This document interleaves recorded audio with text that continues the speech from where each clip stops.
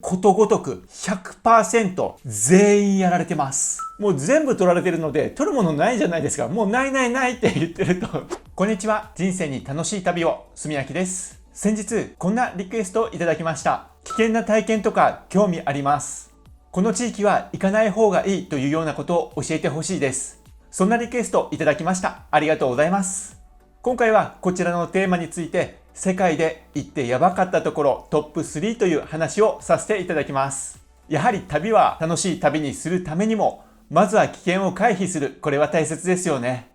やっぱりどこでも行ってはいけないところってありますよね。例えば日本でも歌舞伎町のぼったくりバーとか、連れて行かれちゃうと相当の重さじゃないとやられちゃいますよね。世界一安全な国、日本でもそんなところがあるので、海外に行ったらやばいところはたくさんありますよね。見ていただいている方は海外経験が豊富な方もいらっしゃるので、共感していただけるところもあると思うんですが、知らずにそこに行ったら 100% やられるよなっていうようなところあったりしますよね。私も20年以上旅をしてきて、これまでいろんな場所に行ってきました。天国のような景色も見たし、ナイフを突きつけられて、現金やカードやパスポート、全部を取られたこともあります。ぜひ皆さんにはそんな危険にはあってほしくないなと思うので、今回は行ってやばかったところを厳選して3つお話しさせていただきたいと思います。ぜひ参考にしていただければと思います。今日お話しする場所は簡単に入り込めない場所もあります。でも間違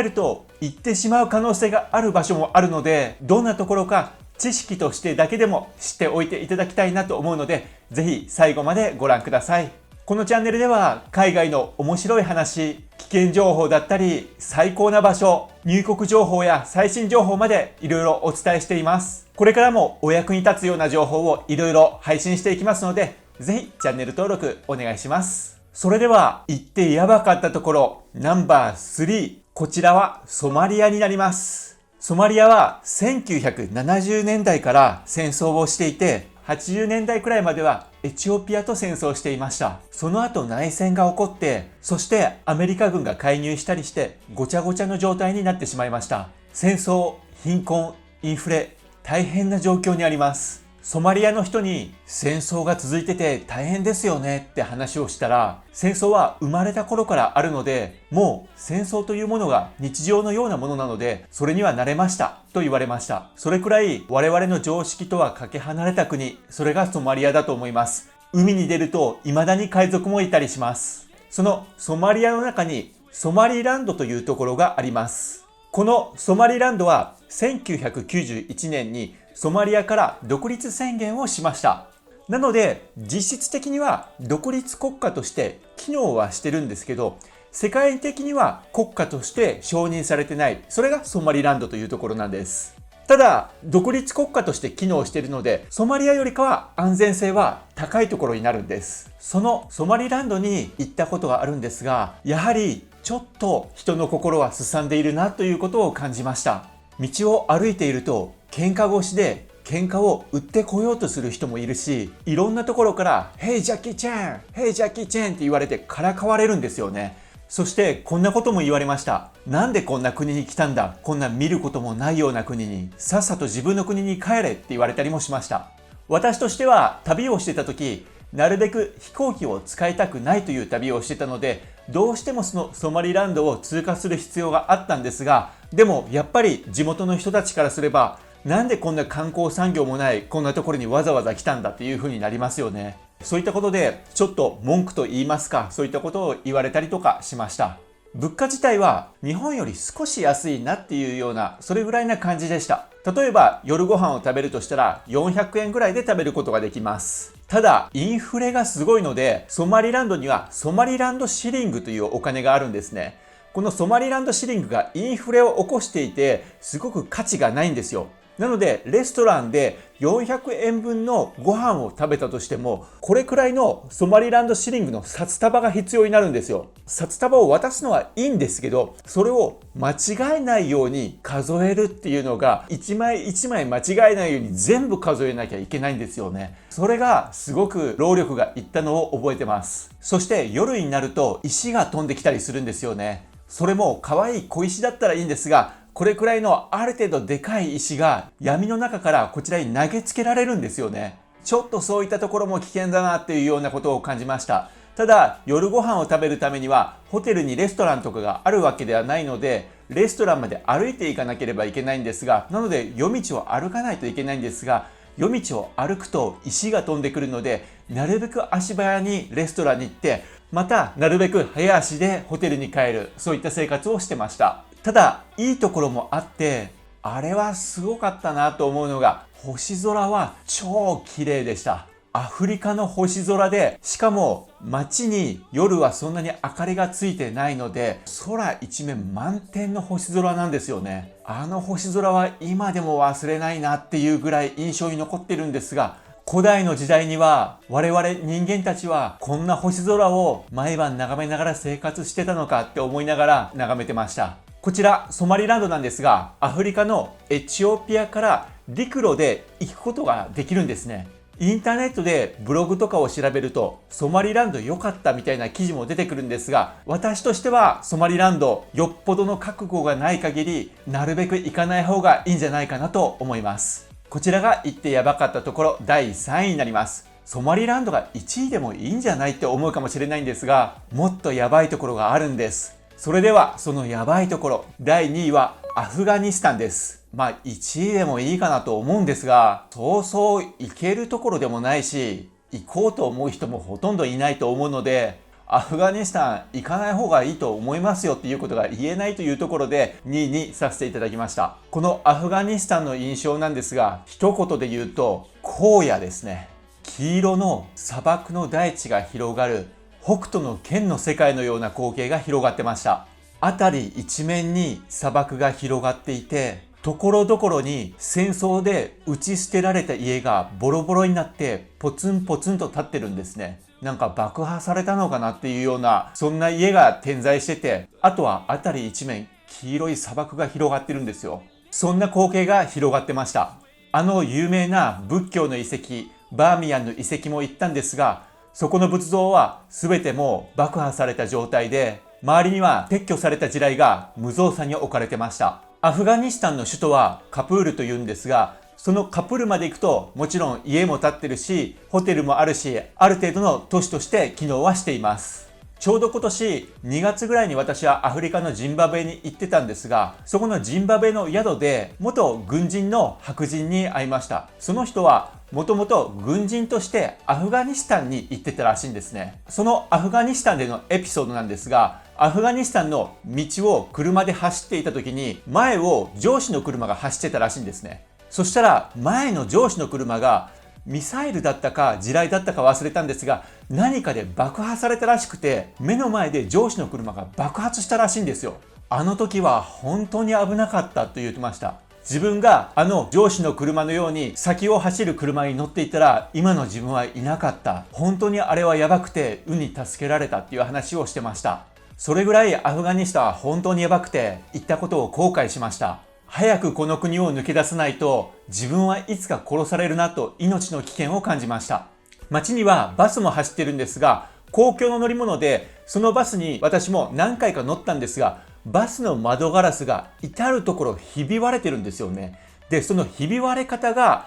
一点が穴が開いてて、そこから放射状にひびが割れてるんですよね。これライフルとか拳銃とかそれの後じゃないかっていう思えるような、そういった割れ方をしている窓ガラスが一つのバスに一箇所だけじゃなくて何箇所もそんな感じで窓ガラスひびが入ってるんですよ。そんなバスに乗るとちょっとゾッとしますよね。で、バスに乗ってる時も道脇の砂漠地帯のところでいきなりなんだかわからないけど爆発が起こったりしてバーンって音がしたと思ったら、土煙が高くモクモクモクって上がったりとかして、そして長距離バスとかは途中で休憩所に寄ったりするんですが、休憩所でみんなバスを降りて食事をしたりとかするんですが、バスの乗客が私にお前危ないからここに残ってろって言ってきたりするんですね。なんでって言ったら、お前バスの外を見ろって言われて、あいつアルカイダだぞ、お前外に出たらやられるぞって言われて、バスの中で身をかがめててバレないようにしておけとかって言われたりとかして、マジかめっちゃ怖いわって思うじゃないですか。それでも私は飛行機ではなく陸路の旅にこだわっていたので、カフェに入ってヒッチハイクをする車を探したりとかもしてたんですね。そしたらそこのカフェで一人のおじさんがすごい怒り出して、思いっきり机をドーンと叩いて、お前そんなことしたらどうなるのか分かってるのか。そんなことをしたら俺たちでも 100% 殺されるんだぞ。お前みたいな日本人がそんなことをしたら120% 殺されるぞ。それでもいいんだったらやれって言って怒って、そのおじさんはそのままカフェから出てったんですよね。私はまだ若くてバカだったので、ヒップの言うと言いますか、そういったものがあってアフガニスタンを陸路で抜けようとしてたんですが、その時に初めて本当の恐怖というものが自分の心の中に到来してきて、こ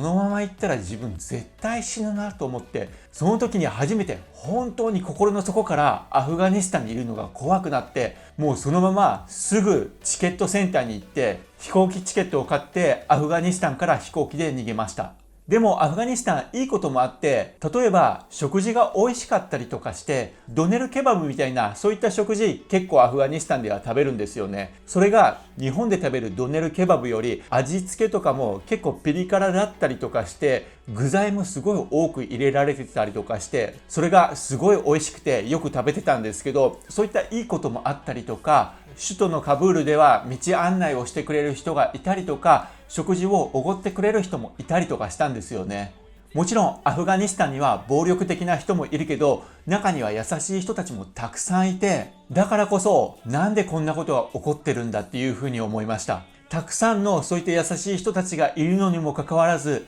彼らは毎日のように命の危険を感じながら生活をしなければならない。私は日本に生まれた。でも彼らはアフガニスタンに生まれた。ただ生まれた場所が違うだけでこんなに生活が違ってくるのか。あんなに優しくて私のために怒ってくれたおっちゃんだとか、道案内をしてくれた人、そういった人たちのおかげで私の命は助かったにもかかわらず、彼らは命の危険を感じながら生きていかなければならない。私には彼らを救うこともできない。そういったことを感じた、自分の無力さを感じた国でもありました。それがアフガニスタンでした。この国は本当にやばいので、もちろん行こうと思ってもなかなか行けないところではありますが、絶対に好奇心を起こしたりとかして行かないようにしてください。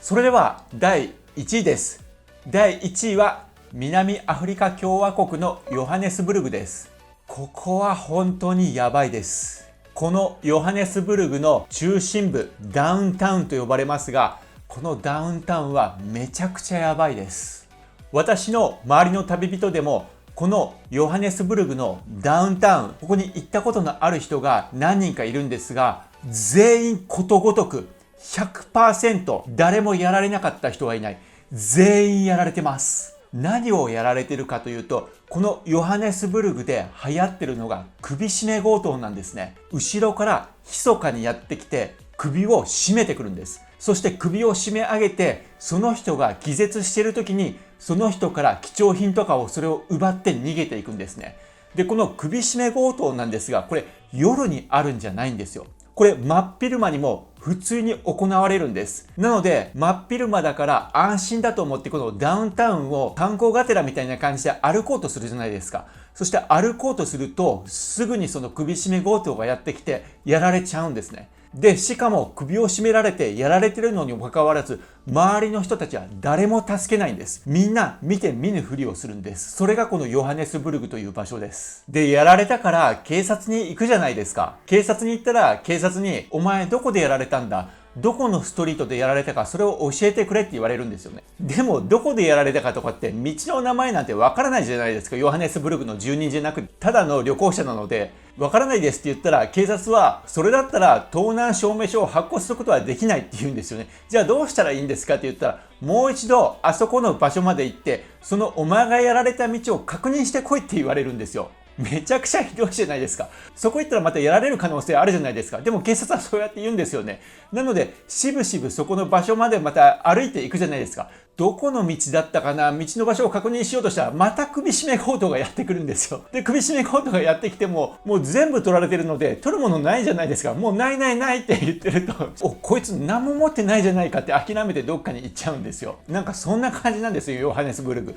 この首絞め強盗に関してなんですが、白人とかアジア系の私たちだけではなくて黒人たちもやられてるんですよ。アフリカ人たちもこのヨハネスブルグのダウンタウンは危険っていうことを知ってるので、ヨハネスブルグ在住者でない限り他の国から来たアフリカ人とかそういった人たちもこのダウンタウンを歩くというようなバカな真似はしないんですね。逆に何も知らない私たち外国人の方が、白人だったりとかアジア人とかの方が、ヨハネスブルグって危険で聞くよね、ちょっと歩いてみようかみたいな好奇心を持ってしまって、それで歩いてそれでやられちゃうっていうようなパターンが多いんですね。それが本当ヨハネスブルグという街だなと思いました。こういったスリとか強盗に関しては避ける方法というような動画も用意してますので、もちろんヨハネスブルグのようなところでは通用しないですが、それよりもある程度安全度が高いところでは通用する方法になりますので、こちらの動画も海外で危険なことに遭わないようにぜひ参考にしていただければと思います。このヨハネスブルグの場所なんですが、アフリカの一番下に南アフリカ共和国という国があります。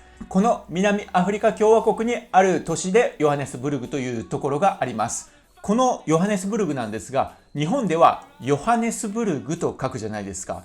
ただこの発音って違うんですね。本当はジョハネスバーグなんですね。なのでいつかアフリカに行く機会があったらヨハネスブルグと発音するのではなく、ジョハネスバーグと発音してください。そしてこのジョハネスバーグの略語がありまして、それがジョバグと言います。このジョバグなんですが、行かないに越したことはないんですが、行く必要が出てくる時もあったりするんですよね。なぜかというと、飛行機の乗り継ぎとかでジョバグ乗り継ぎって結構あるんですよ。なのでそういった時にジョバグを経由しなければいけなくなるんですが、例えば飛行機で乗り継ぎの場合はジョバグの街を観光しようとせずに、そのまま空港の中はある程度安全なので、もうそのまま乗り継いじゃって次の場所まで行った方がいいです。また飛行機の乗り継ぎがうまくいかずにジョバグで1日とか宿泊しなければいけないということも起こり得ます。そういった時なんですが、必ずやってほしいのが、宿とかホテルは事前に予約をしておくこと、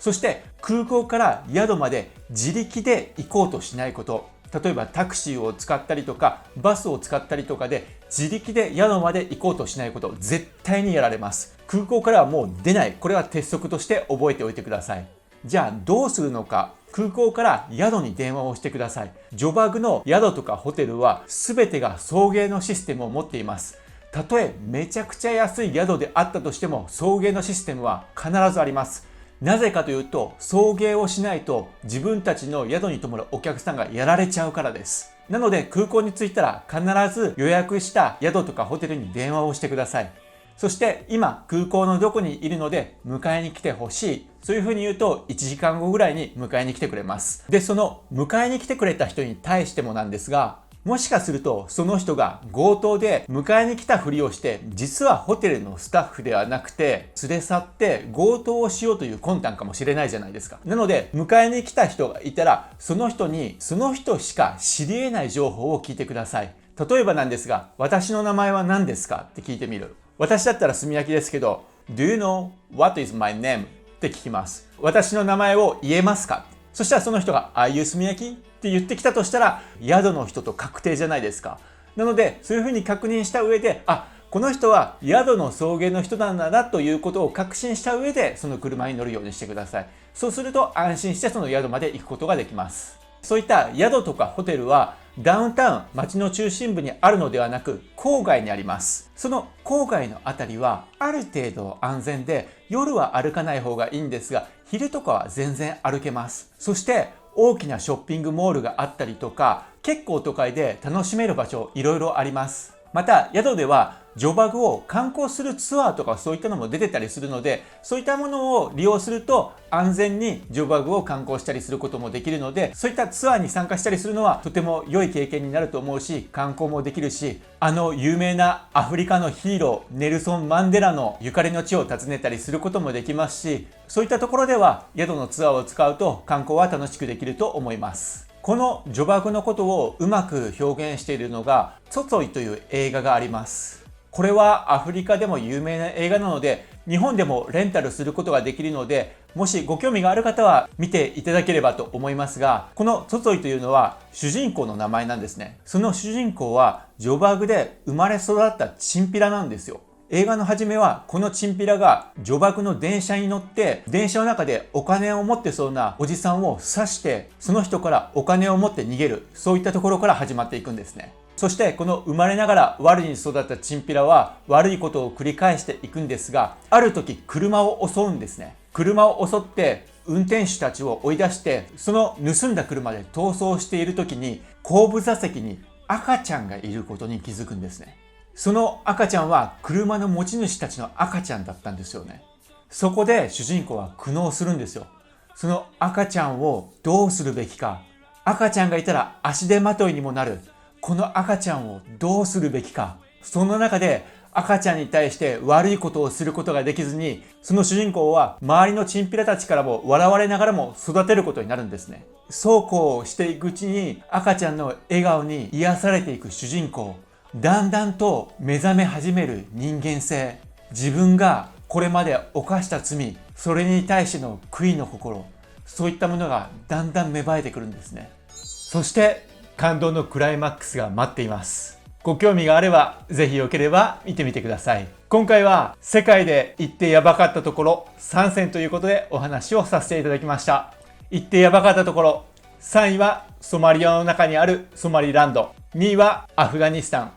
1位はヨハネスブルクでした。危険度で言えば2位のアフガニスタンが1位になるかと思いますが、ヨハネスブルクは旅行者も行く可能性がある程度あるところにもなりますので、気をつけてほしいという心も込めて1位にさせていただきました。ぜひ参考にしていただければと思います。いつもいいねとコメントいただきありがとうございます。これからも YouTube 頑張って投稿していきますので、よければぜひチャンネル登録よろしくお願いします。動画ご視聴ありがとうございました。